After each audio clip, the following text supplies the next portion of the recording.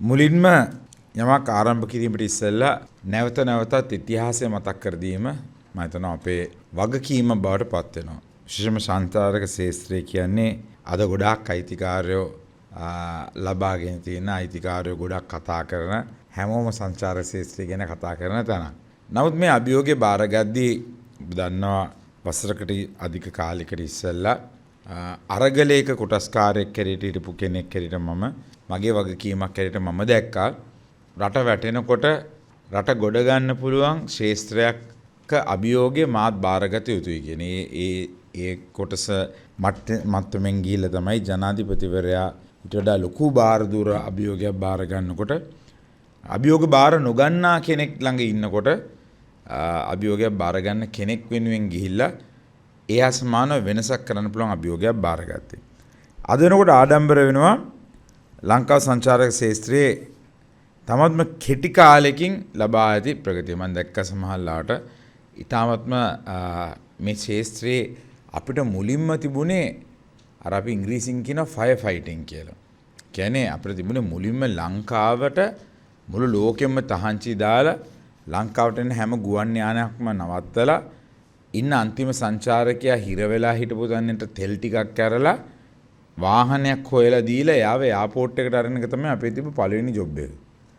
එහෙම කරපු තැනක ඉඳන් නැවත වතාවක් ලෝකෙට ගිහිල්ලා ලංකාව සංචාරකයන්ට එන්න සුදුසු තැනක් කියන තැනට ගේන්නත් නැවත වහලා තිබ්බ හෝටල් අරින්නත් ඒවල සේවකයන්ට සේවය ලබා දීමත් ඒවල ණය වෙලා ව්‍යාපාර කරගෙන ගියපු ව්‍යාපාරිකයන්ට නැවත විශ්වාසයක් ලබා දීමත් වසරක් ඇතුළත කරන්න ලැබීම ගැන නිහතමානීව ආඩම්බර වෙනවා. ඒකට ජනාධිපතිවරයාගෙන් ලැබිච්ච සහයෝගය සම්බන්ධයෙන් කියන්නට වචන වෙලාව මදිමට මේ අවස්ථාවේදී. අද වෙනකොට සංචාරක ශාස්ත්‍රයේ මම හිතනවා අපි ප්‍රගමණයකට ඇවිල්ලා තියෙනවා. නමුත් අපි බලාපොරොත්තු වෙන ඉලක්කේ නෙමෙයි අපි ඉන්නේ. ඒක ගොඩක් දුර යන්නට තියෙනවා. ලංකාව සංචාරක ශාස්ත්‍රයෙන් පමණක්ම ගොඩ යන්නට පුළුවන් කියන විශ්වාසය ජනාධිපතිතුමාගේ ඉලක්කය තුල තියෙනවා. නිෂ්පාදන ආර්ථිකයක් ඇති විය යුතුයි. වෙළඳ ශේෂයේ හිඟය නැති වෙන්න ඕනේ. හැබැයි මේ සියලු දේ කරද්දී ලංකාවට තියෙන විශාල ඩොලර් ප්‍රශ්නය විසඳන්න නම් ඒක කළ හැකි ලොකුම සහ හොඳම සුදුසුම තැන තමයි ලංකාවේ සංචාරක ශාස්ත්‍රය. අවාසනාව ලංකාවේ ඉන්න අපි මම ඇතුළුව ලංකාව මොනතරම් සුන්දර රටක්ද කියන එක තේරුම් අරගෙන නැහැ. ලංකාවේ වටිනාකම තේරුම් අරගෙන නැහැ. ලංකාව කියන්නේ නිදහනයක් කියන එක අපි තේරුම් අරගෙන නැහැ. මේ නිදහණයෙන් හම්බ කරන්න පුළුවන් කියලා අපි තේරුම් අරගෙන නැහැ. ඒ නිසා අපි මේ ආකල්ප ඒ වගේම මේවට ප්‍රතිපත්ති හැදීම තමයි අතිගරු ජනාධිපතිතුමාගේ විශේෂම වැඩපිළිවෙලක් බවට පතලා දෙන්නේ. මම දකිනවා අවුරුදු 75ක් අපි මිනිස්සු බයිනවා මේ රටේ ඉන්න දේශපාලඥයෝ මේකට වක් කරනවා මම ඇතුළුව. මම දන්නවා අපි සමහර දේශපාලඥයන්ට මේක තේරෙන්නේ නැති වෙන්න පුළුවන්. හැබැයි මම අවංකව කියනවා තාම මේ රටේ ඉන්න මිනිස්සුන්ට 225 මෙපා වෙලා ඉන්නේ. ඒක සමහර මිනිස්සු පාවිච්චි කර ඒගොල්ලන්ගේ දේශපාලන වට්ටමක් ඇටියෙ. හැබැයි මම එකක් කියන්නට ඕනේ. තාම කාටවත් ඕනේ වෙලා කවුරුත් ඕනේ වෙලා නැහැ. මොකද මේ 225 නෙමෙයි අවුරුදු 75ක් තුලම හිටපු 225ම මිනිසුන්ට එපාලා තියෙනවා. මොකද රට අරාජිකත්වයට පත් වෙච්ච නිසා අපි 1947 දාස ලබන්නේ ඉස්සෙල්ලා එංගලන්තයටත් ණය දීපු රටක් වෙච්ච අපි අවුරුදු 75කට පස්සේ ණය වෙලා මෙරිකිලා ණය ගෙවා ගන්න බැරි බංකොලොත් රාජ්‍යයක් බවට පත් වෙලා තියෙනවා. මේ තනි මිනිහෙක් අවුරුද්දක් ඇතුළත මේ සියලු දේවල් වෙනස් කිරීමේ හැකියාව උට ලැබිලා තියෙන නිසා අපේ සතුටු වෙනවා. සංචාරක ශාස්ත්‍රය ගැන ගත්තොත් ඒකට මටත් ලොකු රුකුලක් වෙලා තිබුණා. මම දැනගත්ත එදා මේ ශාස්ත්‍රය බාර ගන්නකොට මට වැටෙන්න තව තැනක් තිබුණේ නැහැ. බිම වැටලා හිටියේ. ඒකට එන එක සුද්දගෙන් පවා සංචාරකයෙන් පවා මගේ තියෙන නැගිටීමක් කියන විශ්වාසය අභියෝගය බාර ගන්න මම බය වුණේ නැහැ. ඒ නිසා අද අපි දැක්ක ඉලක්කයට අපි අඩියෙන් අඩිය යමින් පවතිනවා. හිතුවට වඩා මම ඉංග්‍රීසියෙන් කියනවා ඒක මිරකල් එකක් විදියට ලොකු චේන්ජ් එකක් කරලා තියෙනවා. ඒකට ලොකු ස්තුතියක් කරන්නට ඕනේ ඉන්දියාව. මොකද අපි ටාගට් කරා. මම කර ෆයර් ෆයිටින් එකේදී අපි මුලින්ම කරේ ටාගට් කරා මොනවාද යන්න ඕන රටවල් කියලා. සංචාර ශාස්ත්‍රයේ ලෝකයේදී බැලුවොත් ලෝකෙත් සංචාරකයෝ දුරගමනාන්ත සඳහා යන්නේ නැහැ. හේතුව ලෝකේ තියෙන ආර්ථික අර්බුදයත් එක්ක රිසෙෂන් එකත් එක්ක යන්නේ නැහැ.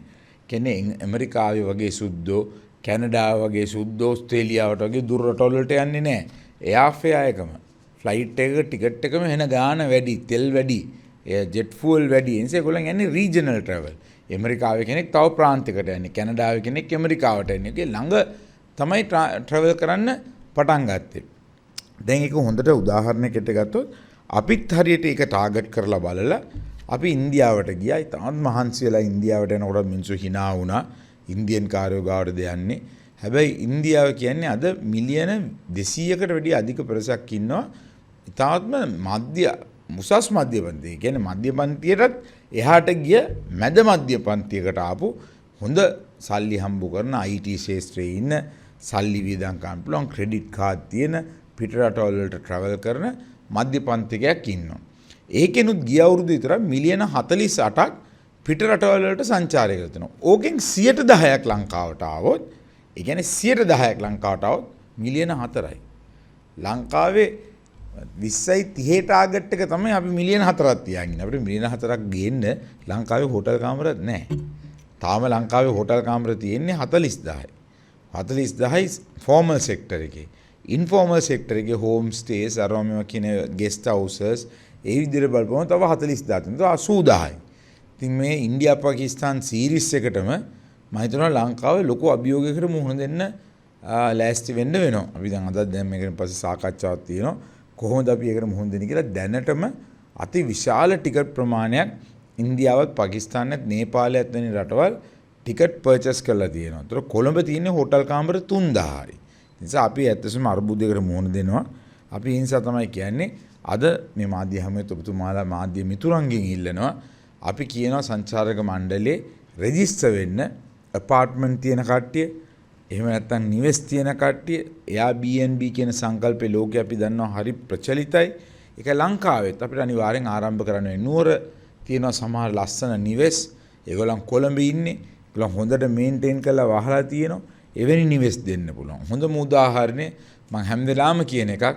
අපි ගියොත් එම් හරියට කොච්චිකඩේ මිගම කොච්චිකඩේ පහුවෙලා වෙන්නප්පුව මාරවිල පැත්තේ ගියොත් එම් මාලිගාවල් වගේ ගෙවල් තියෙන. ඉතාලි ගිය කට්ටිය හදලා තියෙන ගෙවල් ස්විමින් pool හදලා වහලා දාලා සමහරට වොචර් කෙනෙක් විතරයි ගේ ඇතුලේ ඉන්නේ. වොචර් බුදියනවා ඇඳේ IT කාර්යයක් කොහේ හරි රටක ගොඩක් තවම මහන්සි වෙලා සල්ලි හම්බ කර කර ගේ හදනවා. හැබැයි ඒවා දෙන්න පුළුවන් සංචාරක ශාස්ත්‍රයට. ඒ නිසා ඉල්ලීමක් කරනවා මේ නිවෙස් දෙන්න සංචාරක ශාස්ත්‍රයට අපිව මේන්ටේන් කරන්න පුළුවන්. ඒකට ක්‍රමවේද තියෙනවා. මේ දේවල් අනුව අපිට සංචාරක ශාස්ත්‍රය තවත් තාමත් මේ ඉස්සරහට ඉක්මනට ඉදිරියට ගෙනියන්න පුළුවන්. හැබැයි අභියෝග තියෙනවා. තාම අපේ ලංකාවේ මිනිස්සු සංචාරකයාගේ වටිනාකම දන්නේ නැහැ. දැක්ක තැන හූරා කරනවා. මම දැක්කා ඊයේ පෙරේදත් අර රූපවාහිනියටම පැනපු එකෙක් අරගලේ කාර්ය කියලා ඇවිල්ලා කියනවා හරියන් පාන්දු මොනවාද සංචාරක ශාස්ත්‍රයට කරලා තියෙන්නේ හදපිය টয়ලට් එකක් කියලා. මං ඉන්නේ টয়ලට් හදන්න නෙමෙයි. මං ඉන්නේ සංචාරකයෝ කියන්නේ.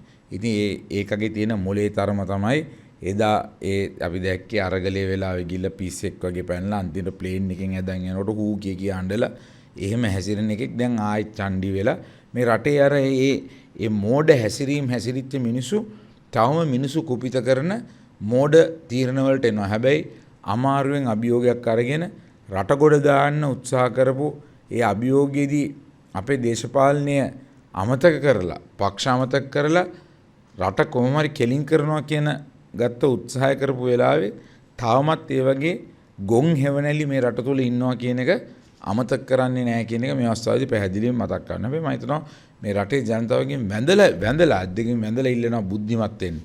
අවුරුද්දකට ඉස්සෙල්ලා තෙල් පෝලිං වල මැරුණ මිනිස්සු. අවුරුද්දකට ඉස්සෙල්ලා කන්න බැරි වෙලා හිටියේ. බොරු චණ්ඩි වගේ ගිහලා රූපවාහිනිය මැදට ගිහලා අල්ලගෙන රූපවාහිනියේ කතා කරලා මිනිස්සු කුපිත කරලා නැවත වතාවක් අපි දැක්කා සමනල වැව ගැන කතා කරලා වතුර නැහැ කියලා තමන්ගේ දේශපාලන අරමුණු ඉෂ්ට කරගන්න මිනිස්සු කුපිත කරලා පාරට බස්සලා රට අරාජිකත්වයට දාන්න සංචාරයට එන්න බැරි වෙන්න විදුලිය කපන්න කියලා එවැනි ගොන් කතා කියන මිනිස්සු පිරිසක් මේ රට තුල තාම ඉන්නවා. හැබැයි යන්න ගිහිල්ලා බලන්න මෝද තීරයේ තියෙන හෝටල් මේ ඇවිල්ලා අපේ ඕෆ් සීසන් එක. මේ ඇවිල්ලා අපේ සීසන් එක නෙමෙයි. ගිය මාසේ තමයි ලංකාවේ වැඩිම සංචාරකයෝ ආපු මාසේ අපේ අඩුම මාසේ. කියන්නේ අපේ ලොවස්ම මාසේ තමයි වැඩිම සංචාරක 1,43,000 ජූලි මාසේ විතරක්. මේ දවස් 10ට අගෝස්තු මාසේ 51,000. හැබැයි ගොඩක් දේවල් කරන් තිනවා. යාපෝට් එක තදබදේ වැඩි, ඒවල ක්‍රමවේද හදන්න ඕනේ. එකින් එක ගොඩක් දේවල් වෙනස් කිරීමේ උවමනාව තියෙනවා. ඒ වගේම මම වැඩි දීර්ඝ කතා කරන්නේ මම ඇත්තටම ගොඩක් තැන්වල කතා කරන නිසා දැන් ගොඩක් මාධ්‍යවේදීමයි කතාවල් දැකලා ඇති කොහේ හරි ලියලත් ඇති. හැබැයි ඔබතුමාලට තියෙන ප්‍රශ්න අහන් වලට උත්තර කීපයක් දෙන්න තමයි මට ලොකු මුමනාවක් තියෙන්නේ. හැබැයි ඒ අතරතුරදී මම ඔබතුමාගෙන් ඉල්ලීමක් කරනවා පුළුවන් නම් මේක ලියන්න. අපි අලුත් විශාල මුදලක් සත්‍යයගයක් ඒ වගේ මේගොල්ලන්ව ඉදිරියේදී ඒකට පුහුණු කිරීම සහ ඒගොල්ලන්ව අපේ සන්නාමකයෝ හැටියට ලබා ගන්න අපි උත්සාහ කරනවා. අපි කෙටි චිත්‍රපටවල තරුණයන්ට තමන්ගේ ඕන ඩිජිටල් ෆෝන් එකක් තියෙන නිසා ඒගොල්ලන්ට පුළුවන් ලංකාව ගැන සංචාරක ශාස්ත්‍රය ගැන වීඩියෝ එකක් හදන්න. ඕනම කෙනෙක්ට ඔබතුමාලා ඕන කෙනෙක්ට පුළුවන් තරුණයෙක්ට පුළුවන් තමයි. ඒකට තව හේතුවක් තියෙනවා. අපි දන්නේ සීගිරිය ගැන. අපි දන්නේ තිරුකුණාමලය ගැන. අපි දන්නේ මිරිස්ස ගැන. අපි දන්නේ අරුගම්බේ ගැන. අපි දන්නේ නැති තැන් කොච්චර ලංකාවේ තියෙනවද? කොච්චර සුන්දර තැන් අපි දකින්නේ නැති අපි දැකපු නැති තැන් තියෙනවා. ඒ නිසා කරන්න ඔබතුමාගේ දුරකථනයෙන් අපි ඒකට ලොකු උලලක් තියෙනවා. ඕන තරුණයෙක්ට මේක කරන්න පුළුවන්.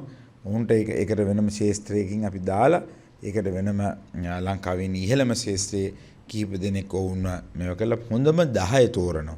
හොඳම 10 තෝරලා උන්ට වියදම් කළා උන්ව වෙනම තැනකට ගෙන යන්නත් උන්ට මුදල්මය ත්‍යාගයක් දෙන්න ඔවුන්ව ඇගීමකට ලක් කරන්න සහ ඔවුන්ව පුහුණු කරන්න ඉදිරියේදී සහ අවුරුදු පුතා මේ දේ කරන්නට අපි ඉදිරිපත් වෙන වගේම සංචාරක ප්‍රතිපත්තියක් මම තව කොච්චර කලින් ඉඳීද දන්නේ නැහැ.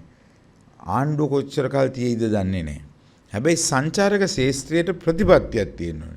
මම වෙනස් වුණයි කියලා රටේ තියෙන සංචාරක ප්‍රතිපත්තිය වෙනස් වෙන්න බෑ. ඒ ප්‍රතිපත්තිය ගැන දීර්ඝ විදියට විශ්ලේෂකයෝ කරලා හදලා සියලු දේ කැබිනට් වලට දාලා අවසන් කළ ඉවරයි. ඒක ක්‍රියාත්මක වෙන්නේ කොහොමද කියන එක පිළිබඳව ඉදිරි සති දෙක තුලදී අපි ඉදිරිපත් කරනවා. ඉතින් මම හිතනවා සංචාරකයෝ ගියන එක තමයි පළවෙනි අභියෝගය තිබුණේ. ඉස්සරහට තියෙන ලොකුම අභියෝගය සංචාරක ශාස්ත්‍රයේ ක්වොලිටිය කොහොමද තියාගන්නේ කියන එක. මොකද සර්විස් සර්ටිෆිකේට් එකක් ගත්ත ගමන්ම ළමෙක් රට යනවා. රට ගිය ගමන් මේ හෝටලේ තව අලුතෙන් සේවකයෙක් හොයා ගන්න ඕනේ. නිසා ලොකු ප්‍රශ්නයක් අපිට තියෙන නිසා අපි ජනාධිපතිතුමත් එක්ක 19 වෙනිදා ලංකාවේ හිල්ටන් හෝටලේ තියෙන එක ස්ටෑන්ඩඩ්ස්. හිල්ටන් කොන්ඩ්‍රඩ් බ්‍රෑන්ඩ් කියන්නේ හිල්ටන් එකේ තියෙන හොඳම ඉහළම ශාස්ත්‍රික තමයි කොන්ඩ්‍රඩ් බ්‍රෑන්ඩ් කියන්නේ.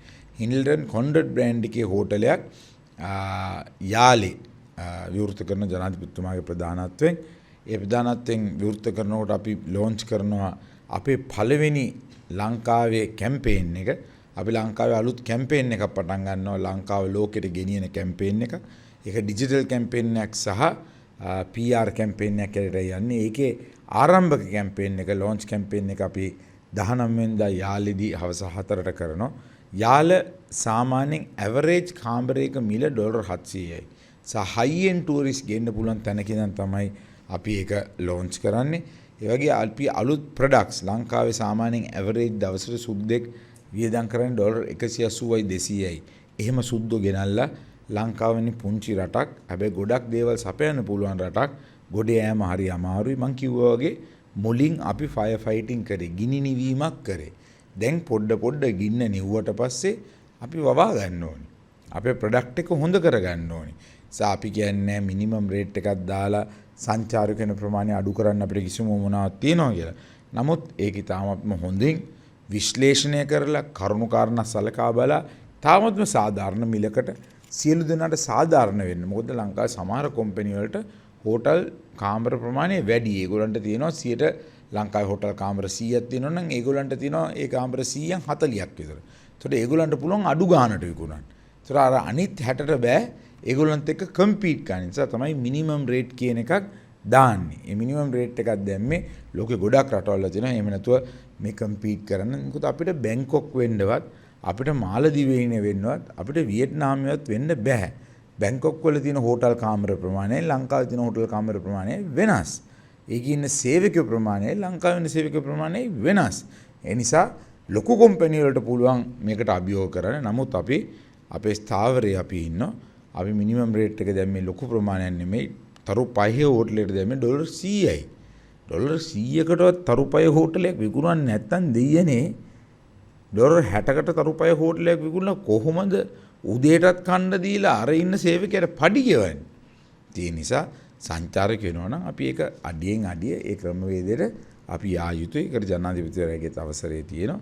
මේ සියලු දේත් එක්ක අපි තාමත්ම හොඳ තැනකට ස්ථානයකට යමින් ගමන් කරමින් යනවා කියන එක මේ අවස්ථාවේදී මතක් කරගන්නට. ඒ වගේම අපි හෝටල් ස්කූල් පාසලේ දිස්ත්‍රික්ක 25ෙම දරුවෝ 100 ගානේ සති 8ක ට්‍රේනින් එකක් ජනාධිපතිතුමාගේ ප්‍රධානත්වයෙන් අර ලොන්ච් එක කරන දවස් හිල්ටන් හෝටලේ ආරම්භ කරනවා. දරුවෝ අපි 2500ක් ඔක්තෝබර් මාසේ අන්තිම වෙනකොට ට්‍රේන් කළා මේ හෝටල් ශාස්ත්‍රයට දානවා. දෙසැම්බර් වල තියෙන ඉල්ලුමට සරල විදිහට හදන්න. ඉතින් අපි දරුවන්ගෙන් ඉල්ලන අඩුම වසර 2ක් ලංකාවේ සේවය කරන්න ඕනේ ලංකාවෙන් පිට වෙන්න ඉස්සෙල්ලා කියලා. ඒ වගේ ක්‍රමවේදයක් එක්ක අපි හරියට මේ ශාස්ත්‍රය රැකගෙන යන්නටත් ඒ වගේම අඩුපාඩු තියෙන තැන් කීපයක් තියෙනවා. සමහර තැන්වල ඔය කියනවා වගේ টয়ලට් නැහැ. හැබැයි සංචාරක ශාස්ත්‍රයේ සංචාරක මණ්ඩලය ගිහිල්ලා টয়ලට් එකක් කොහේ හරි තැනක හැදුවයි කියලා ඒ ප්‍රශ්නේ විසඳින්නේ නැහැ. ඒ වගේ මෝඩ තීන්දුව විදිහට නිකන් මේ අරගල කරන නිකන් බෙල්ල කඩාගෙන ගිරිය පුප්පගෙන මේකේ කක්කුස්තියක්වත් නැහැ මුන් දන්න සංචාරක කර්මාන්තය කියන වගේ ගොන් කතා කියන මිනිසුන්ගේට උත්තර දෙන්න උත්තර සපයන්න මම සූදානම් නැහැ. ඒකට ඊට වඩා හොඳ මොඩලයක් අවශ්‍යයි. ඒ සංචාරක කර්මාන්තයක් තියෙනවා. අපි කියමු ඇල්ලන ඒ ඇල්ල හෝටල් කර්මාන්තයට බාර දෙන්න ඕනේ ඉඩමක් කොටසක්. ඒගොල්ලන්ට ඒ හෝටල් කට්ටියට එකතු වෙලා টয়ලට් එකක් ඒ තියෙන තැනක හදන්න. ඒක මේන්ටේන් වෙන්න ඕනේ. අපි හදලා টয়ලට් එක තියලා ගියාට පස්සේ ඒක කැඩෙනවා නම් ඒකේ වෙන ජරා දේවල් වෙනවා නම් එතකොට ඒකේ බෙනුම අහන්න වෙන්නේ හෝටල් ශ්‍රේෂ්ඨයට නෙමෙයි සංචාරක මණ්ඩලය. සංචාර මණ්ඩලය තියෙන ඒව කරන්න නෙමෙයි. ප්‍රතිපත්ති හදන්න සංචාරකයෝ ගෙන්වන්න ඒ ක්‍රමවේදයෙන් සකස් කරන්න තමයි සංචාරක මණ්ඩලය තියෙන. මේක නොතේරෙන මිනිස්සු ওই කතා කිව්වට ඒ සම්බන්ධයෙන් අපි කලබල වෙන්නේ. ඒ වගේම තව ප්‍රශ්නක් තියෙනවා. ගොඩක් තැන්වල තදබදයක් තියෙනවා. සීගිරිය ගත්තොත් එහෙම නැත්නම් කවුඩුල්ල ගත්තොත් යාල ගත්තොත් පෝලිං තාම විශාල ප්‍රමාණයක්. මේක ගැන මම පෞද්ගලිකව කරගාටු වෙනවා. ලංකාවට ඊට වඩා හොඳ ක්‍රමවේදයක් හදන්න පුළුවන්. අපි ඒකත් ජනාධිපතිවරයාට ක්‍රමවේදයක් හදලා තියෙනවා. මේක මොකද ඒක ඒව එන්නේ අපේ යටතේ නෙමෙයි. ඒක නිකන් අලියා මට දීලා හෙන්ඩුව තව තැනක තියලා වගේ. මට තියෙනවා සංචාරකව ගේන්න කියලා ගෙන්නුවට යාල බලන්න යන සංචාරකයව ඇතුළට ගෙනියන්නේ වනජීවියෙක්ගෙන්. ඒතර වනජීවියකට සංචාරකයව බලා ගන්න ඕන විදිය මට කියන්න හිතියන්නේ නැහැ. හැබැයි අපි අතරේ ප්‍රශ්නයක් නැහැ. ඒ කියන්නේ මමයි එමෙතුමිය අතර කිසි ප්‍රශ්නයක් නැහැ. අපි තාම මොහොතට කටයුතු කරනවා. ලංකාවේ තියෙන ලොකුම ප්‍රශ්නේ තමයි නිලධාරි අතර තියෙන ප්‍රශ්නේ. තමන්ගේ වගකීම තමන් කැමති නැහැ තව කෙනෙක්ට දෙන්න. ඒ නිසා මේ රටේ මිනිස්සු කොච්චර ගුවත් දේශපාලඥයාට ඇඟිල්ල දික් කරලා වැරදි කිව්වට සමහර තැන්වලදී මේ ආයතනත් මීට වඩා බුද්ධිමත්ව ඉතාමත්ම ඕපන් මයින්ඩ් එකකින් වැඩ කටයුතු කරන්න ඕනේ. ඒකට ජනාධිපතිවරයා ඉතා ඉක්මනින් තීන්දුව ගනී කියලා මම විශ්වාස කරනවා. ජනාධිපතිවරයාට මේ සබ්ජෙක්ට් එක විශ්ය හොඳට තේරෙනවා. ඒ නිසා ඔහු මේ සම්බන්ධයෙන් දැඩි තීන්දුව ගනී. ඒ වගේම ලංකාවේ ඉදිරි මාස 3-4 තාමත්ම ලොකු වැඩසටහන් ටිකක් සංසාර ශාස්ත්‍රීය වෙනුවෙන් වෙනවා. ඔක්තෝබර් මාසයේ අපි මරයින් මන්ත් එක හැටියට. ඒ කියන්නේ ලංකාව මුහුදින් වටවෙච්ච ඉන්දියන් සාගරයේ මුතු වැටයක්. හැබැයි අපි මේ ඉන්න කට්ටියකින් කී දෙනාටද මුහුදේ තියා ගඟේවත් පීනන්න පුළුවන්. කී දෙනෙක්ට පීනන්න පුළුවන්ද? අපි එහෙම සංකල්පයක් හැදිලා නැහැ අපේ ජීවිතේ. අපි කීප දෙනෙක් කී දෙනාටද දන්න කෙනෙක්ට බෝට්ටුවක් තියෙනවා. මේ පිට රටක මේ වගේ වතුර තියෙනවනම් මෙහෙම තියෙනවනම් අපි ජල ක්‍රීඩා කරනවා. මේ මුහුද වලට යනවා. නානවා, සෙල්ලම් කරනවා. මේ සංචාරක ශාස්ත්‍රයට ඔටෝමැටික් එනවා. මාලදිවයිනේ ඔබතුමාට නාන්න බැරි එකෙක් ඉන්නවා කියලා. හැමෝටම මුද්‍ර බයින්න පුළුවන්. ඒ ශාස්ත්‍රය අපි හරියට කල්පනා කරා. අපි වෝටර් ස්පෝර්ට්ස් කොච්චර අඩුවෙන්ද කරන්නේ අපේ රටේ. ඒ නිසා ඒ වගේ ගොඩක් අඩුපාඩු අපි දෙන්න තියෙනවා. ඉතින් මං ගාවත් අපේ ආණ්ඩුව ගාවත් සියම් ජනාධිපතිවරයා ගාවත් මේ වෙනස් කිරීමේ සංකල්ප ගොඩාක් රාශියක් තියෙනවා. ඉවෙන්ට්ස් ගොඩක් අපි ලෑස්ති කරලා තියෙනවා. ඒවත් එක්ක මට ලොකු විශ්වාසයි. 20-20 ලංකාවේ සංචාර ශාස්ත්‍රයේ උඩි අටු කරන අවුරුද්දක්. මේ වසර අවසානයේ ඒකේ අවසාන ප්‍රතිඵලය පේන්න පටන් ගනී. ලංකාවට අද වෙනකොට එමිරේට්ස් ෆ්ලයිට් එක දවසට 5 පාරක් එනවා. කටායාවෙස් ෆ්ලයිට් එක දවසට 5 පාරක් එනවා. ටර්කිෂ් එයර්ලයින්ස් එක හැමදාම එනවා. ඒ වගේ ගුවන් යාන හැම එකක්ම ඊශ්‍රායල් වලින් පළවෙනි පාරට ගුවන් යානාවක් ඩිරෙක්ට් ලංකාවට එනවා. එතකොට එංගලන්තයට අපි යනවා, ඕස්ට්‍රේලියාවට අපි යනවා. මේ වගේ සිංගප්පූරු එයර්ලයින්ස් සමත්තල තිබ්බ ඔවුන් දවස් 7ම ලංකාවට එන්න යනවා. ඉන්දියාවට අපි 80 පාරක් යනවා සතියට. එතකොට ඉන්ඩිගෝ එයර්ලයින්ස් එනවා, ස්පයිස් ජෙට් එනවා, එයා ඉන්දියා යනවා. මේ සියලු එයර්ලයින්ස් ලංකාවට ඒම තුළ විශාල සංචාරක ප්‍රමාණයක් එන්න සහ එමින් පවතිනවා කියන එක විශේෂයෙන් මතක ගන්න. චීනය අමතක කරන්න එපා. අපි රෝඩ් ෂෝ වලට ගියේ චීනයටයි ඉන්දියාවටයි. අද ඉන්දියාව 1 චීනය 2 බවට පත් වෙලා තියෙනවා. ඒ කියන්නේ අපි ගියපු වැඩ අපි ගිහිල්ලා කරපු දේ සාර්ථකව මම දැක පාර්ලිමේන්තුවේ සමහර මාත් එක්ක පෞද්ගලික ප්‍රශ්න තියෙන මගේ සරන් එහෙම කඩන්න ගියපු කට්ටිය නොයෙකුත් දන්නේ නැතුව ඔය වගේ මෝඩ කතා කියනවා වියදම් කරා කියලා. හැබැයි මම ඕන කෙනෙක්ට අභියෝග කරනවා අවුරුද්දක් තුළ මම සංචාර කීයක් ගියාද කීයෙන් කීයටද මම ආණ්ඩුවෙන් සල්ලි අරගෙන ඒ සංචාර වලට ගියේ. අනිත් සංචාර ඔක්කොටම ගිහිල්ලා තියෙන මගේ අතේ සල්ලි වලින්. ඒ නිසා ආඩම්බරෙන් කියනවා ගත්තේ අභියෝගයක්. ඒ අභියෝගය ඕන තැනක පාර්ලිමේන්තුවෙන් කාට හරි මගෙන් ප්‍රශ්නයක් අහන්න කියන්නේ ඒක ඔප්පු කරලා ඒවල සංඛ්‍යා ලේඛන ඕන කෙනෙක්ට ගන්න පුළුවන්. මේ රටේ තියෙනවනේ මොකද්ද කියන්නේ තොරතුරු දැනගැනීමේ පනත. ඒකත් එක්ක දාලා ගන්න පුළුවන්. මඩ ගහන්න අවශ්‍යතාවයක් නැහැ. ඒ වයින් හොයාගත හැකි කියන බව මතක් කරනවා. ඔබතුමාලට ප්‍රශ්න අහන්න අවස්ථාවක් දෙනවා.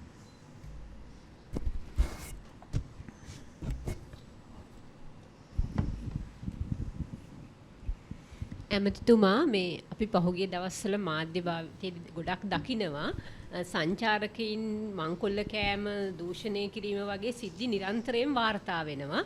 එතකොට මේ දැන් අපි ප්‍රායෝගිකව දකින දෙයක් තමයි අපේ රට වෙලාවකට පොලිස් රාජ්‍යයක්ද කියලා හිතෙන තරමට පොලිසිය ඉන්නවා. ගෑනු කෙනෙක් මේ බෝඩ් එකක් අරගෙන පාරේ පයින් ඇවිදගෙන ගියත් විනාඩි 5ක් යනකොට පොලිසියේ 10-15 දෙනෙක් එතෙන්ට එකතු වෙන තරමට.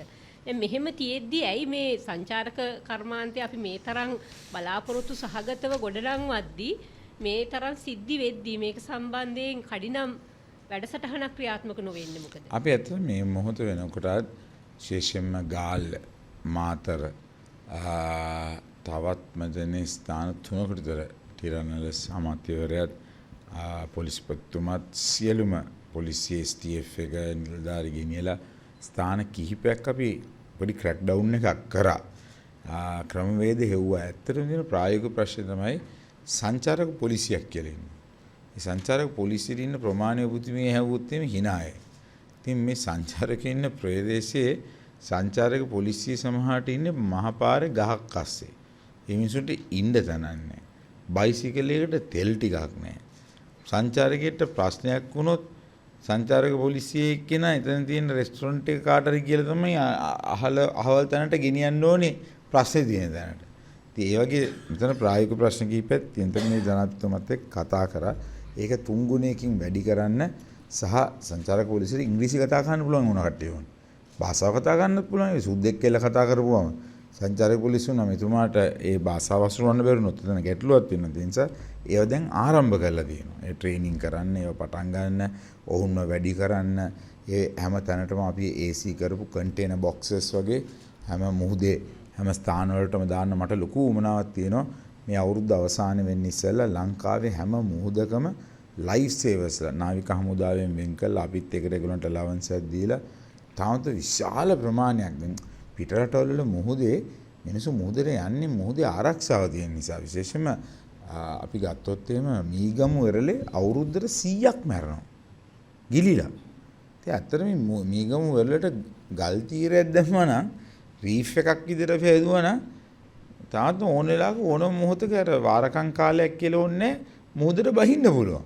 ඒ නිසා මේ වගේ පුංචි දේවල් කිරීම තමයි වැදගත්. මම කිව්වා වගේ නැවතතාවක් අර පළවෙනි අවුරුද්දේ වුණේ ඉස්සෙල්ලාම ෆයර් ෆයිටින්. අනේ ගිනි නිවීමක් උනේ මේ රට ගිනි අරගෙන රටවල් වලට එන්න එපා කියනවා තහංචි දාලා ඒව හදාගෙන අඩෝ ගන්න පේන්න හරි සුද්දෙක් ගෙන්නගෙන ලංකාවේ ඇරලයි කියලා පෙන්නගෙන ඒ වැඩ ටික තමයි පළවෙනි කාලේ කරේ. දැන් නම්බර්ස් ටිකක් එනවා. දැන් සංචාර ශේෂ්ත්‍රය හැදීගෙන යනවා. දැන් එකින් එක වෙනස්කම් කළා මුදල් ප්‍රමාණය වැඩි කළා අලුත් දේවල් හොයාගෙන ඔබතුමිය කිව්වා වගේ ආරක්ෂාව ඊයේ පෙරේදාර මදු සමයකට ආපු සෞදි කපල් එකකට බෙන්තොටදී අපි ඒකට ගිහලා පෞද්ගල බෙල ඒ පුද්ගලයෝ තුන්දෙනා ඒ පැත්තේ ඉන්න චණ්ඩි තුන්දෙනෙක්. ඒ පුද්ගලයෝ තුන්දෙනා ඒ හෝටලේ ඇතුළට ආපුවම හෝටලේ මිනිහෙක්වත් නවත්තන්නත් උත්සාහ කරේ නැහැ. මොකද ඒ ගමේ ඉන්න තාම දඟලනම තුන්දෙනෙක්. ඉතින් පොලිසිය වක්කීම් වෙන්න ඕනේ. ඒගොල්ලන්ට ඊට වඩා වැඩි තහංචි දාන්න පොලිසියට දැම්ම උසාවි දැම්ම අපහාම වුණා. ඉතින් එහෙම වුණාම ගැටලුවක් තියෙනවා මම ඔබතුමියත් එක්ක ඒකට 5000ක් එකඟයි. ඉතින් ඊට වඩා දැඩි නීති පනවන්න ඕනේ සංචාරකයන්ට විරුද්ධව. ඒ වගේම අපේ පොලිස් නිලධාරිගෙන එකක් කියන්න ඕනේ. ඔවුන් හරි තාත්ම ඉක්මනින් මේ සංචාරකයන් ගැන ප්‍රශ්නයක් වුණාම ක්‍රියාත්මක වෙනවා. මොකද මම දැක්කේ ඊයේ පෙරේදා අර කෝච්චියක සිදුවීමක් වුණා. යනකොට මොකක් හරි ගහලා හරි මොකක් හරි වෙලා මම විනාඩි ඊගාව ස්ටේෂන් එකට යන්න ඉස්සෙල්ලා ඒගොල්ලන් අත්අඩංගුවට ගන්න තිබ්බා. ඒ තමයි දැඩි විදියට ඒගොල්ලන්ට ඒකට දඩුවම් කරලා තිබුණා. ඒ වගේ සමහර ස්ථානවල තාත්ම හොඳින් මේ කටයුතු වෙනවා. විශේෂයෙන්ම ටිරානලස මෙතුමා මේ සම්බන්ධයෙන් තාත්ම හොඳ අවබෝධයක් තියෙන බව පේනවා. ඒ නිසා මම හිතනවා අපි ඉල්ලීම් වගේක් කරා අපි කොමිටුවක් පත් කරා. ඒකේ විශේෂ වාර්තාවක් අපි දුන්නා. අපි ඉල්ලීම් වගේක් කරලා තියෙනවා. විශේෂයෙන්ම පොලිස් නිලධාරීන් වැඩි කරන්නත් ඔවුන්ට අපි ට්‍රේනින් කරන්නත් එංගලන්තයේ තානාපති කාර්යාලය ඒගොල්ලන්ට වියදම් කරන්න. මේකට ට්‍රේනින් කරන්න වියදම් කරන්න අපි ඒගොල්ලන්ගේ ආධාර අරගෙන ඉල්ලීමක් කරා. ඒක ලැබිලා තියෙනවා. ඉතින් ඒ වගේ වැඩ කටයුතු ටිකුත් වෙමින් පවතිනවා. මම අර කිව්වා වගේ දැන් වෙන්නේ අපිට දැන් සංචාරක වැඩි වෙන්න ප්‍රශ්න වැඩි වෙන්න පුළුවන්. අපි ගොඩාක් ආරක්ෂාව වෙන්න ඕනේ කියන එක පිළිබඳව අපි අවධානයෙන් ඉන්නවා. ඔය කියන්නේ ඒ ස්ටාර්ට් එක වැදගත්. එතකොට ඇත්තටම ඒක ඩැමේජ් එකක් වුණොත් ඒක දිගට යනවනේ නේද? දැන් ඔබතුමා කිව්වා වගේ. ලෝකේ මම කියන්නේ මම මේ සාධාරණ කරන්නේ ඉතින් මීට වඩා අපි එංගලන්තේ ගියොත් හරි ඊට වඩා කරදර තියෙනවා. අපි වගේ මේ අයින්තක මිනිස්සු ගියාම කොනකට ගිහිල්ලා ගාලා සපත්තු දෙකේ ඉඳන් බෙල්ට් එකේ ඉඳන් ඔර්ලෝසුවේ ඉඳන් ගලවන් යනවා. ඊට වඩා දරුණුයි.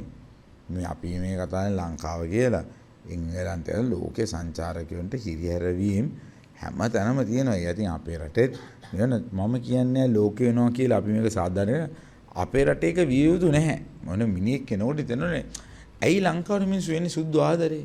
ලංකාවේ මිනිස්සු හරි සුහදයි කියලා. ලංකාවට එන සංචාරකයන්ගෙන් 33ක් රිපීටර්ස්ලා. කියන්නේ නැවතත් එන කට්ටිය. අලුත් කට්ටිය නෙමෙයි. 33% of visitors to Sri Lanka are repeaters. ඒකෙම මොකද්ද කියන්නේ? ලංකාව පිළිබඳව පුදුම ආදරයක් තියෙන නිසා මිනිස්සු මේ දිගින් දිගටම ලංකාවට එන්නේ. එතකොට මේ මිනිස්සු ආරක්ෂා, ඒ කියන්නේ මිනිස්සු ලංකාව ගැන විශ්වාසයක් තියෙන නිසානේ එන්නේ. එතකොට අපි දැනගන්න ඕනේ මේ මිනිස්සුන්ව රකින්න. ඉතින් මම හිතනවා පුංචි තැන් වල අඩුපාඩු තියෙනවා. හැබැයි ඒකට අපි වෙනම කන්ටින්ජන්සි ප්ලෑන් එකක් මම ඇප් එකක් නිර්මාණය කරන්න ගියා. වාසනාවට සමහර ශාස්ත්‍රීය මිනිස්සු ඇප් එකට කැමති වුණේ නැහැ. ඒගොල්ලන්ට ඒකෙන් අවාසියක් වෙයි කියලා. මොකද ඒක බිස්නස් මොඩල් එකක් වෙනවනේ. සමහර කට්ටිය අර කම්පැනි වලින් බුකින් යන්නේ නැතුව ඒතකොට ඒ ඇප් එකෙන් බුකින් යයි අරම මේවා කියලා. නමුත් ඒ ඇප් එක තුල ඒගොල්ලන්ට ලොකේෂන් එක තියන්න පුළුවන්. මේ ළඟ දවසක් කඩු ගන්නාවේ තරුණියක් නැති වුණා. එයා තනියෙන් කන්දක් නගින්න ගිහිල්ලා කවුරුත් මම දැන හිටියේ නෑ කොහෙද ගිහිල්ලා තියෙන කියලා. එයා කන්දක් දැකලා කාටවත් කියන්නේ නැතුව එයා පොඩි හෝටලයක ඉඳලා තිබ්බේ. අවුරුදු 30ක විතර කාන්තාව. එයා පොතකුත් අරගෙන ඉල්ල උඩ නැගලා දවස් 4කට පස්සේ හම්බුනේ. ඉතින් ඒක අපි පොලිසියට ගිහිල්ලා හොයලා ඉතින් මේ වගේ ෆෝන් එක තිබුණා නම් ට්‍රැකින් සිස්ටම් එක තිබුණා. ඒගොල්ලෝ අපේ ඇප් එක ඩවුන්ලෝඩ් කරලා තිබ්බනම් අපිට ශනිකව ඒගොල්ලන්ව බේරගැනීමේ හැකියාවක් තියෙන්න තිබුණා. ඉතින් මෙවැනි දේවල් තාමත්ම ශනිකව ලංකාව තුළ නිර්මාණය වෙන්න ඕනේ. අපි ඉදිරියේදී ওই ගේට්ටු වල ටිකට් ගන්නකොට තියෙන ප්‍රමාද වලටත් ඇත්තටම අපි ආරාධනා කරන ඩයලොග් ටෙලිකොම් වගේ ආයතන වලට ලේසියෙන් පුළුවන් ටිකටින් ඇප් එකක් හදන්න. කෙලින්ම ඇප් එක කෙලින්ම ෆෝන් එකෙන්ම ගත්තා ටිකට් එක පෙන්නුවා බාකෝඩ් එකට ඇල්ලුවා කෙලින්ම ගියා. මෙහෙම පෝලිං ගණන් වල පැය ගණන් ඉන්න ඕනේ නැහැ. අපි එච්චර ඩිජිටලි මෝඩ රටක් නෙවෙයි. ඒතර අපි තාම දක්ෂ රටක්. ඒ නිසා අපි ඒකටත් යනවා හෙට අනිද්දා.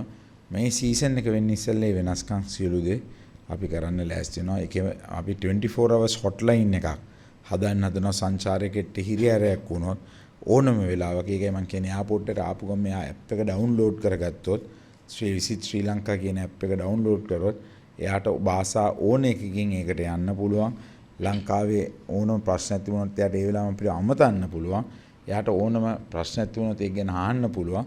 අපි 24 hours call center එකක් establish කරන්න ඉතාමත් ඉක්මනින් කටයුතු කරන්න පෙළඹෙමින් ඉන්නවා. අපි ඒක private sector එකත් එක්ක මොකද සංචාරක කර්මාන්තයේ බිස්නස් කරන්න නරකයි. සංචාරක මණ්ඩලයේ ජොබ් එක වෙන්න ඕනේ ෆැසිලිටේට් කරන එක. ඉතින් අපි ඒක කරමින් පවතිනවා. ඒ දේවල් වෙනවා. පොඩි ටයිමක් කියන්නේ. ඇමතිතුමා මේ ඔබ කතා නොකරපු විෂය මේක ඉඩම් විෂය. මේ මම දකින දෙයක් තමයි ලංකාවේ ඉඩම් පරිභෝජනය ආශ්‍රිතව තියෙන ලොකු ගැටලුවක් තමයි දිග කාලයක් තිස්සේ ඇදෙන ඉඩම් නඩු. ඔබතුමාට මතක ඇති මේ පහුගිය යහපාලන ආණ්ඩු කාලේ බිම් සවිය කියලා වැඩසටහනක් ක්‍රියාත්මක වුණා දිස්ත්‍රික්ක කීපයක. ඒ වගේ මීට කලින් 2002-2004 ආණ්ඩු කාලේ ලෝක බැංකුව ආධාරය යටතේ ව්‍යාපෘතියක් ක්‍රියාත්මක කරන්න ගියා. ඒක ලොකු විරෝධතාවක් මැද්දේ නැවතුණා. මේ ලංකාවේ ඔක්කොම ඉඩම් මැනලා මේ නිරවුල් කරලා දෙන. ඒ වගේ වැඩසටහනක් ක්‍රියාත්මක කරන්න මොනවා හරි පියවරක් තියෙනවා. ඔව් ඇත්තටම ඉඩම් අමාත්‍ය හැටියට උනාට ඉඩම් අමාත්‍ය තමයි අඩුවම වැඩ කරලා තියෙන්නේ. හේතුව ජනාධිපතිවරයා ඉඩම් පිළිබඳව අලුත් පොලිසියක් නීතියක් නිර්මාණය කරමින් පවතිනවා. ඒක මම හිතන්නේ එන සතියේ ඊගස්තේදී ඉදිරිපත් වෙන්න තියෙනවා. මොකද රටේ ඉඩම් එක තැනක නැහැ. ඉඩම් අමාත්‍යවරයා ගාවත් තියෙන ඇත්තටම අවසාන ඉඩම් අයිතිය තියෙන ජනාධිපතිතුමාට. ඕනම ලංකාවේ ඉඩමක අයිතිකාරය බාරකාරය මේ රටේ ඉන්න ජනාධිපතිවරයා. ඒකේ අත්සන් කිරීමේ බලධාරියා ඉඩම් අමාත්‍යවරයා. හැබැයි ඉඩම් තියෙනවා වනජීවියට, ඉඩම් තියෙනවා මහවැලියට වගේ ඉඩම් කියන විෂය හරියට බෙදිලා එක එක කෙනාට ඕන විදිහට ඉඩම් දෙන්න ගත්තා. ඒ නිසා ජනාධිපතිවරයා මේ සියලු ඉඩම් දීම වළක්වා දෙන මට ඇතුළුව. මේ තුමාම තමයි මට ඉඩම් අමාත්‍යාංශය දුන්නේ. එතකොට මගේ එක පවා නවත්තලා තියෙන්නේ. තුමා කියලා දෙන්න පොඩ්ඩක් ඉන්න. මේ ප්‍රතිපත්ති වල බිම්සාවියේ වගේ වලදී තාමත්ම LRC කියුණත් හරි ප්‍රශ්න ඕන විදිහට ඉඩම් දෙනවා. Tamanට ඕන තැන්වල ඉඩම් කියලා ඉඩම් පවරනවා. ඒ නිසා මේ ප්‍රශ්න නිසා දැනට ඒව නැවතිලා තියෙන්නේ. හැබැයි මම හිතන්නේ එන මාසෙන් පස්සේ ඉඩම් දෙන ක්‍රමයක්. හැබැයි ලංකාවේ ඉන්න හැම පුරවැසියෙකුටම මම මේක බය නැතුව කියනවා ජනාධිපතිවරයාගේ මේ කාලේ අවසන් වෙන්න ඉස්සෙල්ලා ඉල්ලුම් කරලා තියෙන ලංකාවේ ඉන්න හැම පුරවැසියෙක්ටම බින් අගලක් ලංකාවේ ඉන්න හැම මිනිහෙක්ටම මේ රටේ බිමේ අයිතියක් ලබා දීම සින්නක්කර උප්පුවක් ලබා දීම අපි අනිවාර්යයෙන්ම කරනවා. ඒක දැන්ට වැඩපිළිවෙල ආරම්භ කරලා තිනවා. මිලියන 2.2කට මම හිතන්නේ ඒ ඉඩම් ඔප්පු සින්නක්කර ඔප්පු ලංකාවේ දෙන වැඩපිළිවෙල අපි අනිවාර්යෙන් කරනවා. ඉතින් මම මේ පුංචි කෑලි ඔය නඩු ගැන ඒ තියෙන පටලැලි තියෙන ඒවා ලියනව වෙනුවට පොලිසියක් ප්‍රතිපත්තියක් ගෙනල්ලා මේ සියලු දේ පනතකින් පාර්ලිමේන්තුවෙන් වෙනස් කරලා ඒ සියලු දේ දෙන්න තමයි ජනාධිපතිවරයා මේ මොහොතේදී කටයුතු කරමින් ඉන්නේ. හැබැයි මට ලොකු විශ්වාසයක් තියෙනවා ඒකයි සංවර්ධනය සඳහා සහ ඉන්වෙස්ට්මන්ට් වලට එහෙම නැත්නම් ආයෝජනයේට ජනාධිපතිතුමා ඉඩම් කීපයක් වෙන් කරගෙන ඉන්නවා. ඔහුට ලොකු විශ්වාසයක් තියෙනවා සෙප්තැම්බර් මාසෙන් පස්සේ ලංකාවේ ඩොමෙස්ටික් ඩෙට් රීස්ට්‍රක්චරින් එකෙන් පස්සේ ලංකාවේ ලොකු ආයෝජන වැඩපිළිවෙලක් සතිය 6ක එකක් කරනවා. ඒක තුල ලංකාවේ කොච්චර ආයෝජකයෙයිද කියන එක තුමා පෙන්වන්න බලාපොරොත්තු වෙමින් ඉන්නවා. එමතුම අපි දැක්කා ඊයේ දවසේ මේ ඕස්ට්‍රේලියානු රජයෙන් නිවේදනයක් නිකුත් කරලා තියෙනවා ලංකාවට එනකොට පරිස්සම් වෙන්න සංචාරක මේ කලාප සම්බන්ධව යම්කිසි අවධානයෙන් ඉන්න. මොකද කොළඹ තදාසන ප්‍රදේශවල උද්ඝෝෂණ තියෙනවා. ඒ උද්ඝෝෂණ තියෙන ප්‍රදේශවලට යන්න එපා. මේ සම්බන්ධව මොකක්ද ඔබතුමාලා අරගෙන තියෙන තීරණය? ඒ සම්බන්ධව මොකක් හරි පිළිතුරක් තියෙනවද ඔබතුමාට? මටත් හරි පුදුමයි සමහරලාට ඒ සමහර දාලා තියෙන ට්‍රැවල් වෝනින් යන. මොකද ලංකාවේ එහෙම දැන් ලංකාවේ ස්ථාපන මිනිහෙට එහෙම කිසිම දෙයක් පේන්නේ නැහැ. ලංකාව තුල එහෙම ලොකු අර්බුදයක් නැහැ. නමුත් ඒ ආයතන වල එහෙම නැත්නම් ඒ තානාපති කාර්යාලවල ජොබ් එක තමයි ඔවුන්ගේ රටට එන සංචාරකයව දැනුවත් කිරීම. මෙවැනි දෙයක් වීමේ හැකියාවක් තියෙනවා කියන එක. ඒ කියන්නේ තෙල් සමහර නැති වෙයි. මොකද ඒකට ලොකුවටම බලපාන හේතුවක් තියෙනවා. මේ රට තුල විපක්ෂ බලවේග කියලා ඒවා තියෙනවා. ඒ විපක්ෂය දෙනවා නිවුස්. විපක්ෂය මවනවා නිවුස් රටක ආර්ථිකය වටන්න. ඒක සාමාන්‍ය ලෝකේ ක්‍රමවේදයක්. වුණුත් තානාපති කාර්යාලෙක හම්බ වෙනවනේ. ඔබතුමා දැකලා ඇතිනේ. අර එක්කෙනෙක් ඉන්න හැම වෙලාවෙම තානාපතිවරුම හම්බ වෙනවා. හරි ආසයි තානාපතිවරු හම්බ වෙන. එනවා කාර් එකෙන් දොර අරිනවා යනවා වඳිනවා ෆොටෝ ගන්නවා කකුල උඩ දාගෙන ෆොටෝ ගන්නවා. එහෙම ගහන්න කෙනෙක් ඉන්නවා. එයා එහෙම ඉතින් බිල්ලෝ මවනවා. මේ රටේ තෙල් නැති වෙනවා. මේමයි මේ රටේ ආර්ථිකයේ ප්‍රශ්නේ ආවියායින බිග් මෙස්. එහෙම කියලා බොරු කියනවා සමහරවිට. ඒතකොට ඒ තානාපතිවරුන්ට ප්‍රශ්නයක් තියෙනවා. රටේ ප්‍රධාන විපක්ෂයේ මෙහෙම කියනකොට යම්කිසි මේකේ සත්‍යතාවයක් තියෙනවද දන්නේ නැහැ කියලා. ඔවුන් කියන්නේ ඒක වෙයි කියලා. ඔවුන් කියන්නේ වීමේ අවදානමක් තියෙනවා. ඒ නිසා travel with caution. travel with caution. එහෙම තිබිලත් සුද්ධ වෙනවා. එහෙම තිබිලත් වැඩිම සුද්ධව විල තියෙන්නේ ගිය මාසෙ. ඒ කියන්නේ අපරාධේ. මම දුක් වෙනවා කියන්නේ මොකද ලොකු ප්‍රශ්නයක් තියෙනවා. ඇමරිකාවේ දාලා තියෙන එක නිසා ඔබතුමාලා අහලා ඇති ලෝකේ ඉන්න ප්‍රසිද්ධම මට නම කියන්න බෑ. ඒ කියන්නේ ලංකාවෙන් ලෝකේ ඉන්න ඇමරිකාවේ ඉන්න ප්‍රධානම 5 දෙනාගෙන් දෙන්නේ ලංකාවට එන්න සූදානම් මාර්තු මාසේ. ඒකට ගෙවන්න සල්ලි ගෙවන්නත් මේ රටේ ආයතනයක් කොම්පැනියක් සූදානම්. හැබැයි මේ මිනිස්සුන්ට එන්න බෑ. අර ට්‍රැවල් වෝනින් එක තියෙනකොට ඒගොල්ලන් අර ප්‍රධාන ප්‍රසිද්ධ මිනිස්සුනේ. ඒගොල්ලන්ගේ ට්‍රැවල් ඉන්ෂුරන්ස් එක 30 ගුණයකින් වැඩි කරනවා. අර වෝනින් එකත් එක්කනේ යන්නේ. ඒ වගේ මහා ගොබ්බ වැඩ මේ කරන මගුල් වලින් වෙන්නේ අපිට. ඒ කියන්නේ මේ වගේ කෙනෙක් ලංකාවට ආවනම් ඒ කියන්නේ ලංකාව නගිනවා ලංකා ඉතිහාසයේ එහෙම මිනිහ ලංකාවට අපි කියමු මයිකල් ජැක්සන් කියලා. එයා සමාන කෙනෙක් මම ගැන මම මේ කතා කරන්නේ. ඒ වගේ කෙනෙක් එන්න ඔක්කොම සූදානම් කරලා ඔක්කොම අත්සන් කරලා තියෙන්නේ. එයා අදත් අපිට කියන්නේ මට ප්‍රශ්නයක් නැහැ. උඹලා මගේ ඒ 30 ගුණයක් වැඩි කරන ඉන්ෂුරන්ස් එක ගෙවපුවම මම එන්නම් මම මගේ ගාන මෙච්චරයි. ගාන ගෙවන්න අපිට ස්පොන්සරුත් ඉන්නවා.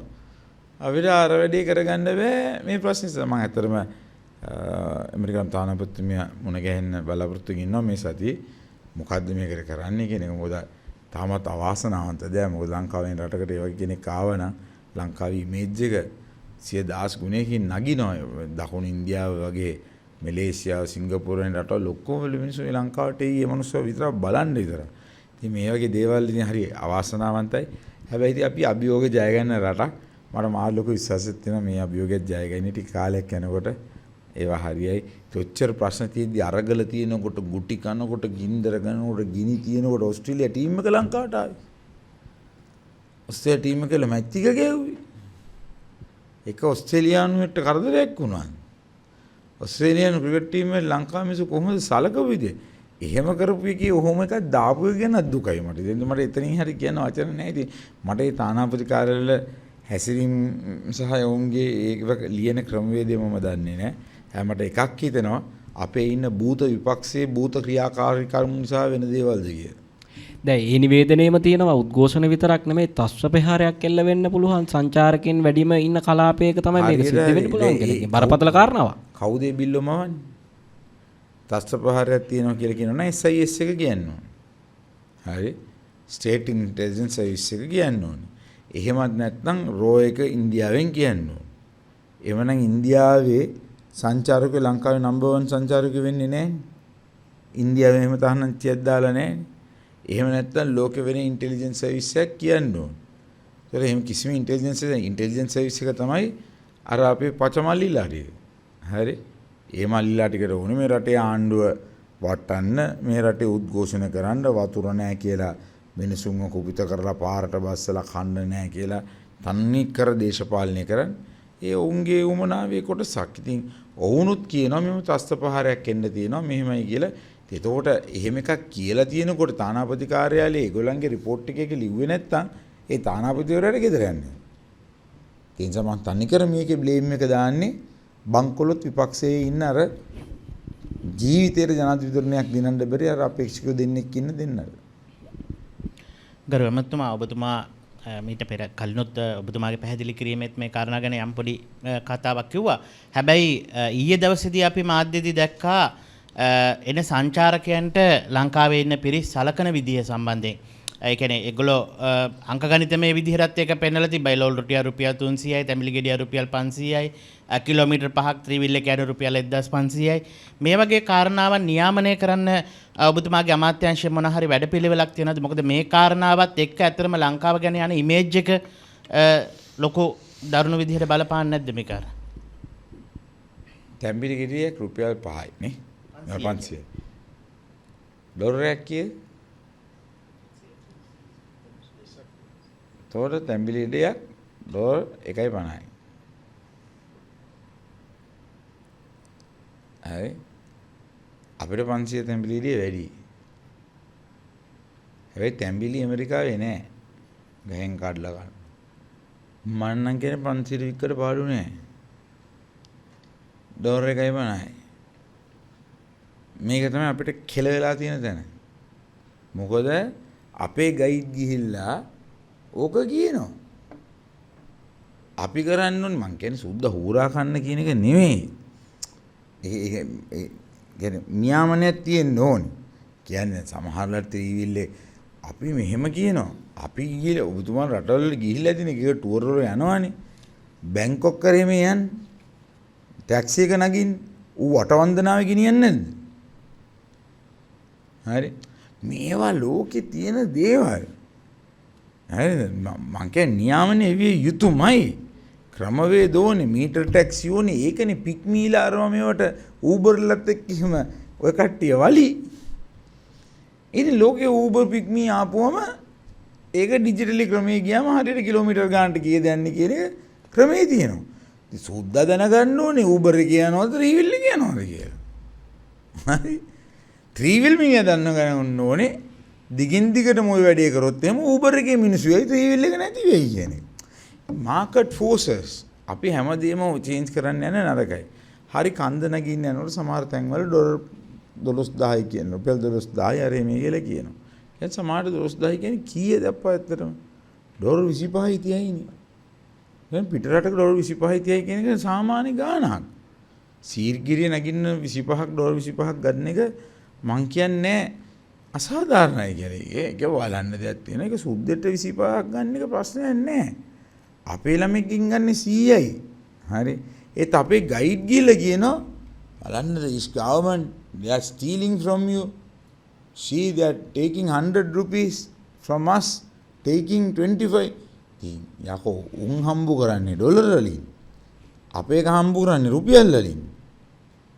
ඉතින් අන්න ආකල්පමය වෙනසක්. ඒවා අපි ට්‍රේන් කරන. ඒක සංචාරක මණ්ඩලයේ වරදක්. සංචාරක මණ්ඩලයේ තියෙන්න ඕනේ ගයිඩ්ස්ලා මේ රටේ මිනිස්සු ඌරා කන්න කියන වගේම මම ආදරෙම කියනවා ආයෙත් ලංකාවට මිනිස්සු එන්නේ 33%ක්ම රිපීටර්ස්ලා. එක්කෙනෙක් දෙන්නෙක්ගෙන් අතින් වැරදි වෙයි.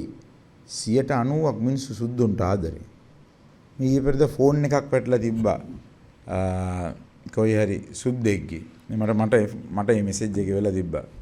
ඒ මිනිස්සයා ගොඩක් දුක් වෙලා තිබ්බා. එයාගේ ෆෝන් එක ලොකු ගණන් ෆෝන් එකක් කියලා නැති වුණා කියලා. එලා කොටගලේ ඉඳන් එයා හැඩනල්ට යනකොට කොහොම හරි මේ මිනිහා පාරේ කියන්නේ කෝච්චියේ වීඩියෝ ගන්න නැද්දි වැටිලා. ද ෆෝන් එක iPhone එක අලුත් මෙයා. ඒ මිනිස්සයා ගෙනල්ලා දීලා නේ ගානි ස්ටේෂන් එකට. ඉතින් කියන්නේ ලංකාවේ එහෙම හොඳ සුපිරි මිනිස්සුත් ඉන්නවා.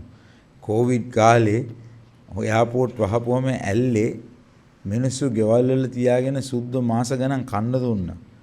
මිනිසුන්ට යන්න නැතුව සල්ලි එවන්න බෑ, බැංකු වලට යන්න බෑ, රට යන්න බෑ, එයාපෝට් එකට යන්න බෑ. ඒකයි ලංකාවට මිනිස්සු ආදරේ.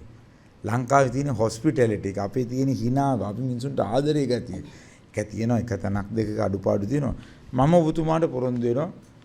මම පළවෙනිට කරේ නියාමනය කිරීම සංචාරකයෝ ගේන්න මට ඒ ඉලක්කය තියෙනවා, තව වැඩ පිළිවෙලටයක් තියෙනවා. හැබැයි මේ ප්‍රතිපත්තියම වෙනස්කම් ඔබතුමා කියන.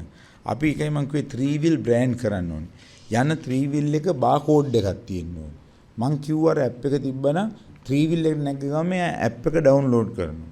ඒතකොට ඒ 3 wheel එක මොකක් හරි විදියකින් වංචාවක් කරලා නම් අපිට report එනවා. ඒ 3 wheel එක අපි brand එකකින් ගලවනවා. ඒතකොට සුද්දා දැනගන්න ඕනේ barcode එකක් නැති 3 wheel එකෙන් උන්නා ගේන්න. දැන් මම කියන එක අර මීටර් ටැක්සි දැන් අවුල් කියනවනේ. හැබැයි ටුවරිසම් එකේ ඇප් එකේ තියෙන 3 wheel එක නැග්ගම ඒගොල්ලන් දන්නවා මෙයා හරියට එතන එයා ඉන්න 3 wheel එක මොකද කවුද ගිය ඩ්‍රයිවර් අපි ගාව ඔක්කොම ඩේටාබේස් එකේ එනවා. මම ඒක තමයි අපි දැන් නිර්මාණය කරමින් පවතින්නේ. මම කොහොම හරි මේ අවුරුදු අවසාන ඉස්සෙල්ලා කරන එක සංචාර ශේෂ්ත්‍රයෙන් සමහර කට්ටිය අකමැති වුණා. මොකද ඒක ඇතුලේ හෝටල් බුකින් එන්ජින් එකකුත් තිබ්බා. මොකද ඒක නිර්මාණය කරන කට්ටියට නිර්මාණය කරන්නේ නිකන් නුන් ආදායමක් හොයාගන්නත් එපේ. ඒ නිසා ඒකට අර මේ ලංකාවේ තියෙන හොටෙල්ස් විකුණන ආයතන එච්චර ඒකට කැමති වුණ නැතුව ඒගොල්ලන්ගේ බිස්නස් එකනේ අඩු වෙන්නේ මේ ඇප්ස් වැඩි වුණා. ඒ නිසා එතන පොඩි ප්‍රශ්නයක් ආවද අපි ඒක निराකරණය කරමින් පවතිනවා. ඉතින් මේ ලංකාවේ මොන හොඳ දෙයක් කරන්න ගියත් කොයි හරි තැනක එකෙක් මොකක් හරි එකෙක් කංචියක් අදිනවා. හැබැයි ඉතින් කොහොම හරි මේ අභියෝග ටික නිර්මාණය වෙමින් පවතිනවා. මට විශ්වාසයි මේ අවුරුද්ද අවසන් වෙන ඉස්සෙල්ලා මේ ඔක්කොම ටික හරියි. එමතුමා මේ තව කාරණාවක් මේ ඔබතුමාගේ රාජ්‍ය අමාත්‍යවරිය ඩයනාගමගේ මහත්මිය මේ ස්ථානයේදීම ඇවිල්ලා කියවා මේ එතුමියගේ වැඩවලට ඔබතුමාගෙන් කිසි සහයෝගයක් නැහැ. ඔබතුමා ඉන්නවද නැද්ද කියලාවත් හොයාගන්න විදිහක් නැහැ කියලා. ඔබතුමා ඇත්තටම සහයෝගය දෙන්නේ නැද්ද ඒ වැඩවලට? මම ඉන්නවනේ. නෑ මෙහෙමයි. මට මේ කිසිම අර්බුදයක් නැහැ. මම එහෙම කාත් එක්කවත් හැප්පෙන කෙනෙක් නෙමෙයි. මම බොහොම මගේ චරිතේ හොයලා බැලුවොත් එහෙම මං කාත් එක්කවත් එහෙම අර්බුද ඇති කරගන්න කෙනෙක් නෙමෙයි. සුවද කෙනෙක්. මං හිතන්නේ ඉතින් ඩයනා මුත්තුමිට මාත් එක්ක මා ඕන වෙලා කියලා මුණ ගිහලා කතා කරන්න තිබුණා. මාත් එක්ක එහෙම පෞද්ගලික ප්‍රශ්නයක් මට නැහැ. නමුත් ප්‍රශ්නේ තියෙන්නේ එතුමිය ඉන්නේ වෙනම ස්ථානයක මං ඉන්නේ වෙනම ස්ථානයක. ඉතින් එතුමිය ඉන්නේ මම හිතන්නේ බත්තර මුල්ල කොහේරි අමාත්‍යාංශයක. මම ඇත්තටම මගේ අමාත්‍යාංශයේ තිබ්බේ ලෝක වෙළඳපොළ මධ්‍යස්ථානයේ. මම ඇතුළට ඉස්සලම ආපු දවසේ ලක්ෂ 28ක් කොලිය. මං ඒක දවස් 3න් අයින් වෙලා හෝටල් ස්කූල් එකේ හොටෙල් කාමරයක් ඇතුළේ තමයි මගේ ඔෆිස් එක තිබුණේ. සතපහක්වත් වියදම් යන්නේ නැති වෙන්නේ. ඒ කියන්නේ හෝටල් ස්කූල් එකේ කාමරයක තමයි මගේ අමාත්‍යාංශ ඔෆිස් එක දුවන්නේ මම. ඉතින් එතකොට එයාට කොහොමද අමාත්‍යාංශ ඔෆිස් එකක් හම්බුණා. ඉතින් සම්බන්ධ වීමක් වුණේ. අර පළවෙනිම පාර මොන හරි මට අර පොඩි කුණුවරප කතා දෙක තුනක් කිව්වා. ඉතින් මම කාන්තාවක් එක්ක හැප්පෙන්න ගැටෙන්න කැමති නැති නිසා මම මගේ සනසීම තියාගෙන ඉන්න ඕන නිසා බයිපාස් එකක් කරලා ඉන්න මිනිහෙන්නේ. තවත් නිකන් ස්ට්‍රෙස් එකක් දාගන්න ඕනේ නැති නිසා මට ඇහුන්නේ නැහැ දැක්කේ නැහැ වගේ ඉන්නවා. ඉතින් මගේ මොන හරි එකක් කිව්වොත් එහෙම මම ඒකට ඉල්ලීමක් කරොත් මම කරනවා. හරි දෙයකට මම උදව් කරනවා. මගෙන් කිසිම තුමියට බාධාවක් නැහැ. මගේ අමාත්‍යාංශයේ ලේකම්තුමෙක් ඉන්නවා. මගේ අමාත්‍යාංශයේ නිලධාරී ඉන්නවා. ඕන කෙනෙක් එක්ක තුමිය දෙන තුමියට සංචාර ශේෂය සම්බන්ධයෙන් කරන්න ඕනද කිරීමේ නිදහස තියෙනවා. ඉතින් මම වැරදක් කරනවා නම් ජනාධිපතිතුමා මාව මාරු කරයි. ඔබතුමා දැන් කිව්වා පහුගිය කාලෙත් එක්ක වැඩ ගොඩක් කරගෙන ආවා කියලා. හැබැයි අපි දැක්කා ජනාධිපතිතුමා අගමැතිවර බාරගත්ත මොහොතේ ඉඳන් ඒ වගේම ජනාධිපතිවරය ආපු ඒ කාල සීමාවේ ඔබ හොඳ ජනප්‍රිය චරිතයක් විදිහට අපි හැමතැනම දැක්කා. පහුගිය දවස්වල ටිකක් පේන්න හිටියේ නෑ මොකද? සමහරට ඕන්ට දැක්ක මගයක් නැති වෙනවා. ඒ නිසා මගේ පොඩි කාලයක් තියෙනවා උඩ එනවා යට යනවා අවශ්‍ය වෙලාවට උඩ එනවා ආයෙත් යට යනවා. ඒත් මම කියනවා මේ ඉදිරියට එනවා පක්ෂේ අපේ එක්සත් ජාතික පක්ෂයේ සංවත්සරයක් එනවා. මම එදාට ඒ පක්ෂයේ වකීම් ලොකු විශාල ප්‍රමාණයක් බාර ගන්නවා. එතනින් එහාට ඔබතුමාව මාව හැමදාම දකින්න හම්බුනේ. ඒ නිසා මම අවශ්‍ය වෙලාවදී මම ඇත්තටම මාස 3-4ක් තිස්සේ පොඩි ඇත්තටම ගොඩක් පිට ගිහිල්ලා ප්ලෑනින් ගොඩක් කරා. මොකද අපිට අලුත් රටවල් කීපයක් පිළිබඳව අපි වැඩපිළිවෙලක් කරා. ඉතින් මම ඇත්තටම පාර්ලිමේන්තුවේ පොඩ අඩුවෙන් හිටියේ. වැඩ කටයුතු වලදී ප්ලෑනින් වල හිටියේ. ප්ලෑන් කරනකොට එළියට එන්න අරගයි. දැන් මම ප්ලෑන් හදලා තියෙන්නේ. මම කොහෙන්ද ඡන්ද ඉල්ලන්නේ කියලා හදලා තියෙන්නේ. මම දේශපාලනය කොහොමද කරන්න කියලා හදලා තියෙන්නේ. පක්ෂයට මොකද්ද කරන්න කියලා හදලා තියෙන්නේ. මම කිව්වා වගේ සෙප්තැම්බර් 10 වෙනිදායින් පස්සේ අවුරුද්දක් මාව ඇති වෙන්න දකි. බොහොම ස්තුතියි මම ප්‍රශ්න සියලු දෙනා තා ප්‍රශ්න නැණි. Actually, Minister, a couple more questions if you don't mind. Yep. You repeatedly mentioned that 33% of the tourists are repeaters. Yes. Okay, so how do you interpret that? Why only 33%? So I say this, please let me give you some context, because your state minister had her own views. Her reasoning was that Sri Lanka largely have dead cities, right? We need severe changes in legislation and policy. So that is why I ask you. To make it clear, so your question is, why do we have repeaters? No, or why do we only have 33%? Yes. So I think that 33% is a huge number. If you really look at certain countries, most of them make those countries as bucket list countries. Sri Lanka is not a bucket list country. So people fall in love with the country. Normally, like let's take me for an example. If I want to go to a place in Europe, I would just want to say that I just visited that place because it's a hot spot. But Sri Lanka, comparing to other countries, have not been that. I mean, if you take all the statistics from the world, Sri Lanka looks high on repeater rate. So that shows 33% of repeaters coming into Sri Lanka, meaning it's a continuity, which means that people want to fall in love with Sri Lanka. You know, Sri Lanka is a destination that you'll come back for more. So whether it's the culinary, whether it's the hospitality, whether it's the adventure, whether it's the romance, they fall in love with something in Sri Lanka.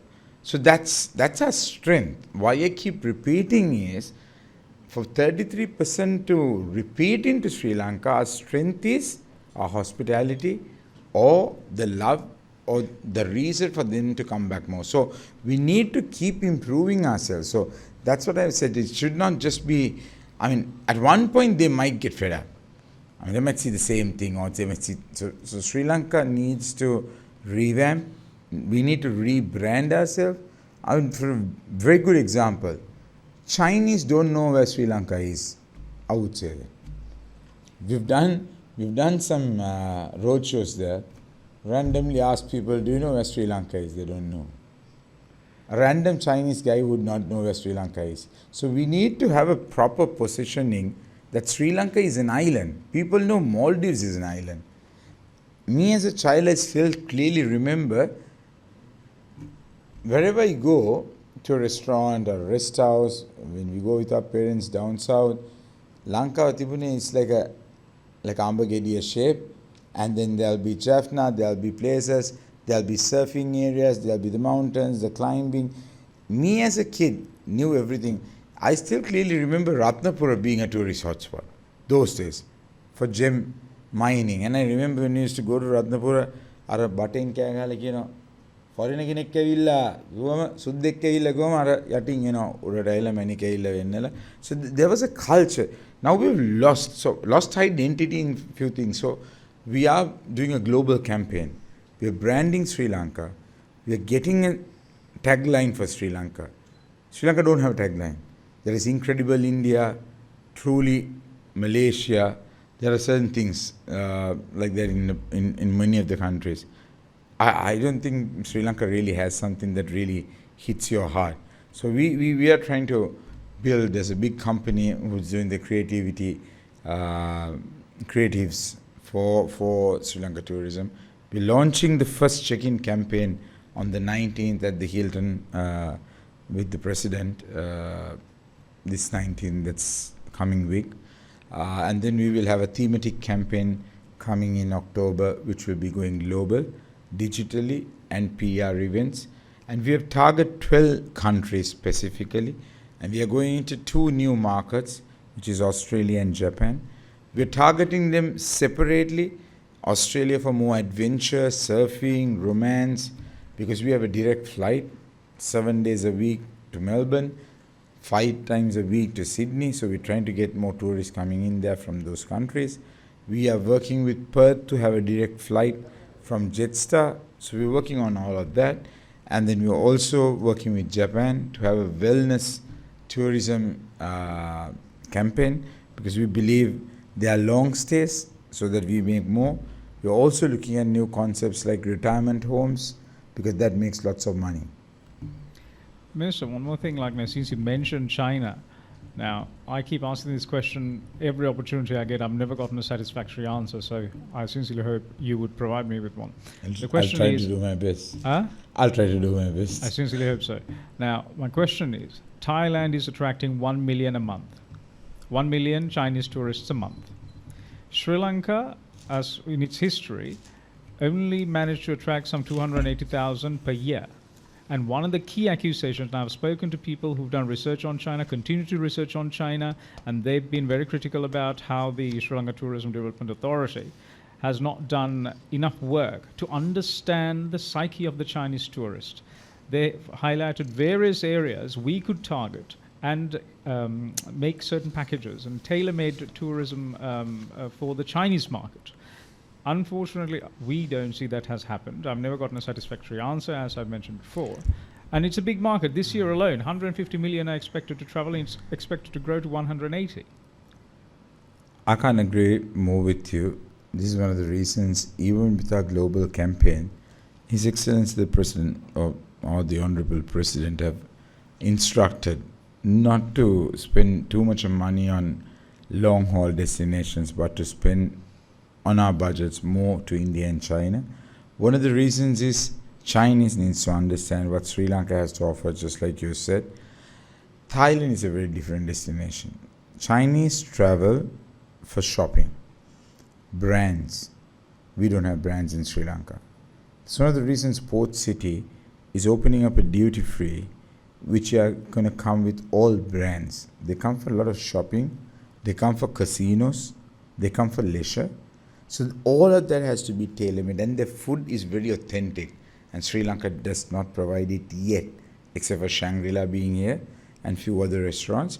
So we are on the process of doing it, but then we have got the first things right. We just got the awareness of Sri Lanka. As I said, a lot of people did not know where Sri Lanka was. We have spoken, but they are also quite close to Sri Lanka, because by the political affiliation or the investment affiliation, they seems to want to come to Sri Lanka and be a part of Sri Lanka, and they're good high spenders and high rollers. So therefore we feel, so that's why I just said, even our first 10 days, number 1 is India, number 2 is UK, number 3 is China. We've done well. And if you ask me, we haven't done well, no, absolutely not. We have done well.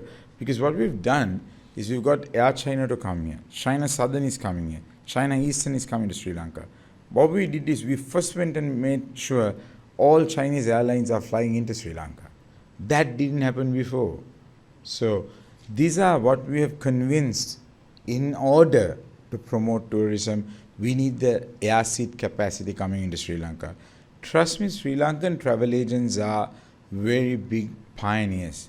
It's a corporate industry that actually drives the business. It is not Sri Lanka tourism. Sri Lanka tourism, all that they do is facilitating the job.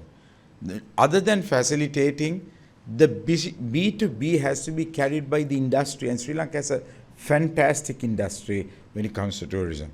So there are big companies, there are conglomerates who have done really well. They have invested on China.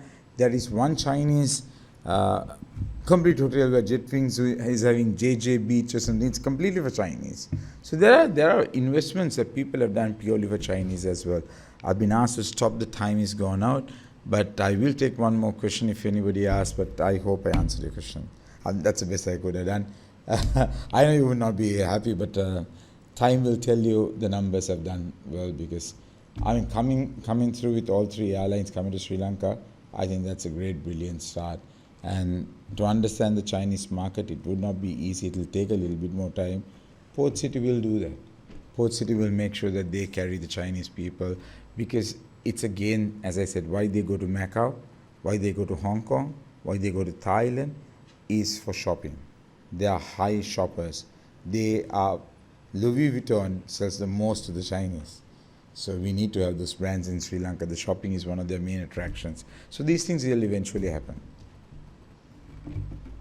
Thank you guys. Thank you, Anna.